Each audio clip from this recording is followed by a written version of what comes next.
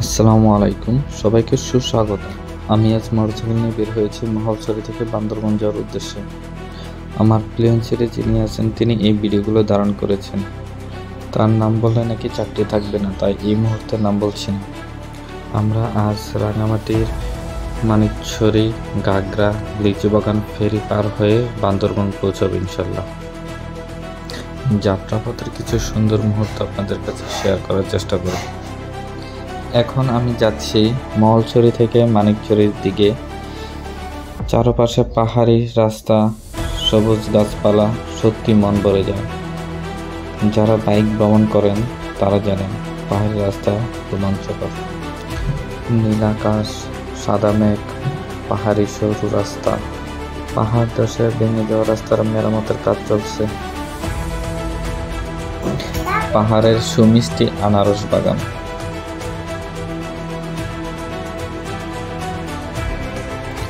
দেখতে দেখতে চলে আসলাম সুন্দর একটি ভিউ পয়েন্টে। আমি ব্রেক নিতে চাইলাম, কিন্তু আমার প্রিয় ব্রেক নিতে দিল না, চলে যেতে হলো এই সুন্দর দৃশ্য ছেড়ে। আসুন পিলিয়নের গান শুনি আর রাস্তা উপভোগ করতে থাকি।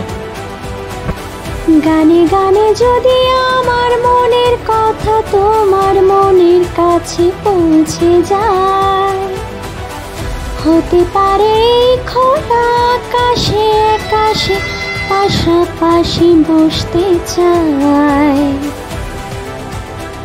প্রিয় সুধী, গান শুনতে শুনতে আমরা চলে আসলাম রাঙামাটি চট্টগ্রাম হাইওয়েতে।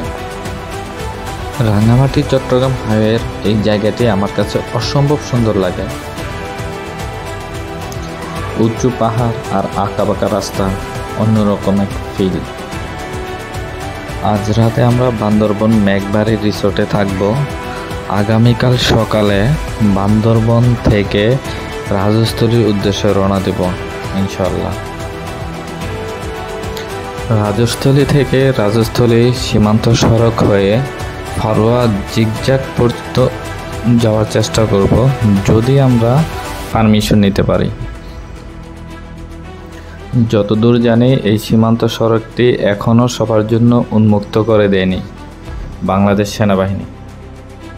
পার্বত্য এলাকার সেনাবাহিনী অদৃশ্য কিছু শক্তির ভয়ে থাকে, যার কারণে তারা বিভিন্ন রেস্ট্রিকশন দিয়ে থাকেন। যাই হোক, আমরা ছোট মানুষ অদৃশ্য শক্তির পিছনে না ঘুরে ভ্রমণকে উপভোগ করি, এটাই ভালো হবে। আঁকাবাঁকা পাহাড়ি রাস্তায় চলতে চলতে চলে আসলাম রাঙামাটি বান্দরবন রোডে।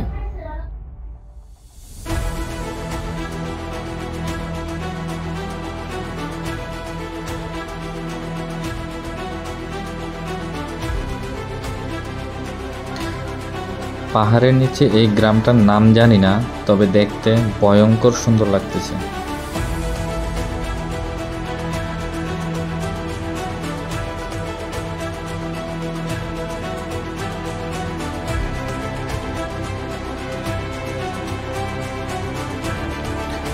আবারও সরু আঁকাবাঁকা রাস্তায় চলতে চলতে চলে আসলাম লিচু বাগান। লিচু বাগান ফেরিঘাটে এসে থেমে গেল আমার গাড়ির চাকা। কর্ণফুলী নদীর পানির উচ্চতা বেড়ে গেছে, তাই ফেরি চলাচল বন্ধ। অপেক্ষা করতে হলো প্রায় 2 ঘন্টা। অবশেষে ফেরি চলাচল শুরু হলো।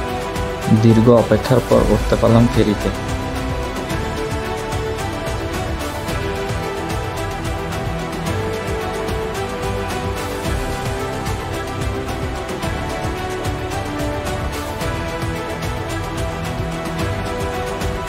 সন্ধ্যা হয়ে যাওয়ার কারণে পরবর্তী রাস্তার আর ভিডিও করতে পারলাম না। চলে আসলাম সরাসরি বান্দরবন মেঘবাড়ি রিসোর্টে। অসম্ভব সুন্দর একটি রিসোর্ট।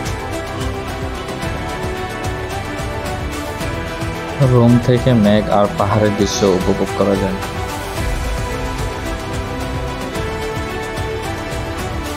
মেঘবাড়ি রিসোর্টের বারান্দা থেকে মেঘ আর পাহাড়ের অপরূপ দৃশ্য মন ছুঁয়ে যায়, মনকে শীতল করে। ধন্যবাদ সবাইকে ভিডিওটি দেখার জন্য।